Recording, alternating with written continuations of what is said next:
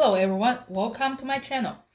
In this video, I want to show you how to install the TP-Link motion activated smart light switch.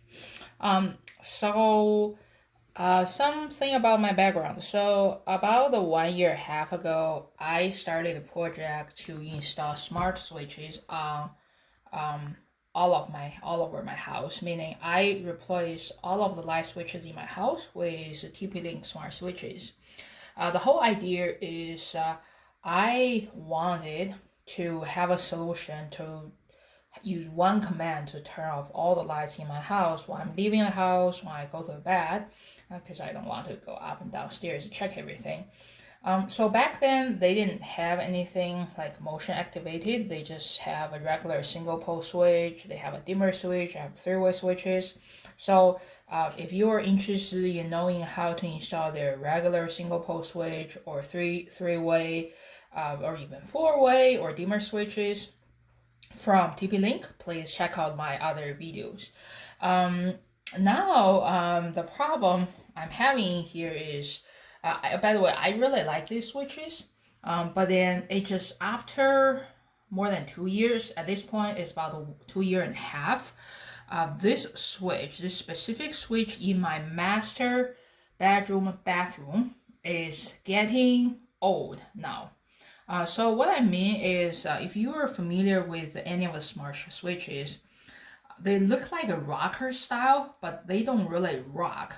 So it's really there's a spring under it, so you pretty much just push it, and the rocker will never change its shape. So since this switch in my master bathroom is literally the most frequent used switch in my entire house, so at this point I think the spring is getting a little bit old. The problem I'm having now is sometimes if I just like click it very gently, the light is not turning on. I have to really like do it again to turn it on. Sometimes it can be very annoying. So I have been wanting to replace it for a little bit. And then I just somehow noticed that TP-Link just came up with a new motion activated smart switch. So I thought that might be a good solution to replace it instead of just replace it with a single pole switch, because what I had here is just like a TP-Link, a single pole. You just turn on and off. But then I'm hoping that for one thing, new switch, better spring. For another thing, I'm hoping that the motion sensor will turn on the light for most of the time, since this is a bathroom, right? I come in, the motion sensor should trigger the light so that I don't have to use the switch so often. Hopefully that saves the spring life in it. So that's my whole idea of buying this new light switch and then replace my old TP-Link smart switch. Let's see how it goes. I mean, by the way, I really like all of the TP-Link smart switches. That's why I have them all over my house. I mean, if you think about the spring life for 2.5 years, it's actually not too bad. And because I actually only have this issue on this switch, for any other switch in my house, I haven't had any issue so far. I mean, this one is probably just because I use it too much, right? So I just pretty much did the unboxing video. See, there's like the plate in there. I mean, I usually don't use it whenever I have a 3-GAN. You can simply go to Home Depot and find a rocker style 3-GAN to replace it. You don't really need their switch cover. They give you some wire nut. I probably won't need it since I'm just simply gonna replace this one. And then let's look at the switch itself. So it looks like the wiring should be very straightforward. It's pretty much the same as a single pole switch, where you have a ground, you have a neutral, and the 2 black cables, 1 line and 1 load. You don't even need to figure out which one is line, which one is load. This is pretty much the same configuration as a single pole switch back there, which is different from their 3-way or dimmer where you have to figure out. So those switches are more complicated. And then let's see in the front. So I assume this is probably the motion sensor itself. And then this is a switch. It's not a rocker style anymore. It's just a button. And then looks like there's a spring behind this button. So I may still have the issue as this one 2 years down the road. But hopefully if I use the motion sensor most of the time, hopefully I don't need to push the button quite often. All right. So now I think I'm gonna do some work to replace it. Now, just before you start any electrician work, right? Just safety first, right? Before you even open this up, you need to find your breaker panel and turn off electricity to the switches. Making sure you see I turn off everything already, making sure everything is safe. If you are not sure about this, please hire an electrician to help you do this. All right, next I'm gonna open it up and replace this. All right, so now you see I got everything out, the panel is out, and I can see the connection of the switch. So this is a switch I was talking about, the light switch I wanted to replace. And you can see it's pretty much have the same connection. And let me grab this one in here. So pretty much same connection. I just need to do a one-on-one replacement. And then this is the neutral wire. So you probably already know all of their TP-Link smart switches, they require neutral wire. So if you have an older house that does not have this, you might have to look for some other brand like Lutron or GE. But then fortunately my house has it. So all right, now I'm just gonna disconnect this one and replace with this one. I'm not gonna touch this one. This is the fan in the bathroom. So all right, I'll do some more wiring, and I'll just after that I'll probably just get it hook it up and connect it before I work with the app to get it connected. All right, now you see everything is connected. I have this bundle in here. I think this is probably the hot line in there, but then in this switch, you don't have to worry about which one is which. And then this is the load, and then the ground to ground, the neutral to neutral. All right, the next step, I'm gonna shovel everything in and put a cover on, which is usually the hardest step. So, all right, let's see. All right, now everything is connected and I put the cover back on. And then I just went to the breaker box to turn on the breaker box. Now the first thing we usually do is simply test whether they are working as a simple dump switch. This will make sure all the wiring are connected before you start to work with the app. So let's first check others, because sometimes when you work on the other thing, the line just got disconnected. So this one is my shower light, is still working. This one is a fan, still working. And then this is the one I just replaced, it's working. One thing I noticed is there's like a split second of delay, seems like, compared to a simple smart switch.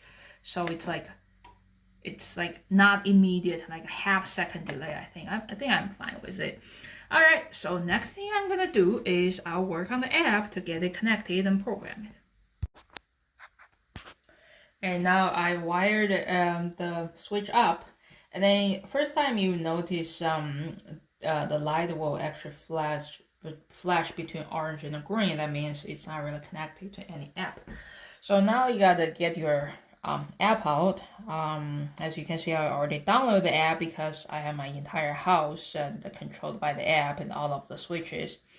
But then if you need to add a switch, just click and then device. Let's see which one I'm adding here. So this is smart switch, and this is a motion active switch. And by the way, they actually have a motion active dimmer switch. So if you prefer a dimmer function, which is not important to me, so I bought a simple one. I'm pretty sure this one probably works similar way. I think might be only difference is when you install the dimmer, you do have to figure out which one is line, which one is load. And if you're curious to know, you can check out my other video just to figure out how to do this. So click this one. Have you installed? Yes. Yeah, it's orange, green. And then it's searching. All right, find it.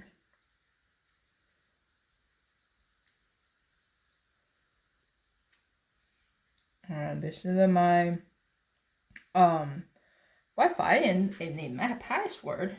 All right, I type in my password and then it's connected. I need to name it. So I'm gonna call it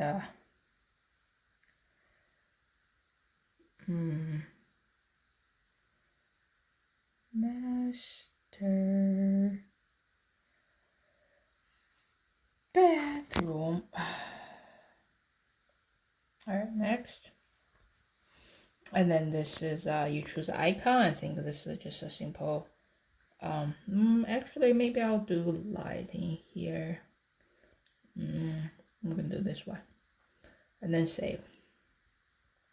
Everything is good, sounds good. Update, I need to update the firmware. All right, it's all done. So let's see, where is it? Master bed. Okay, this one.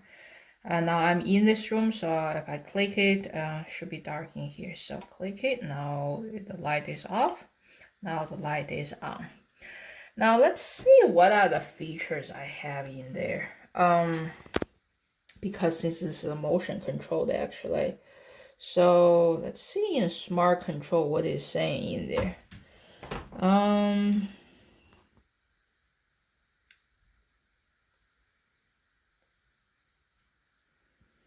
So I think what it's saying is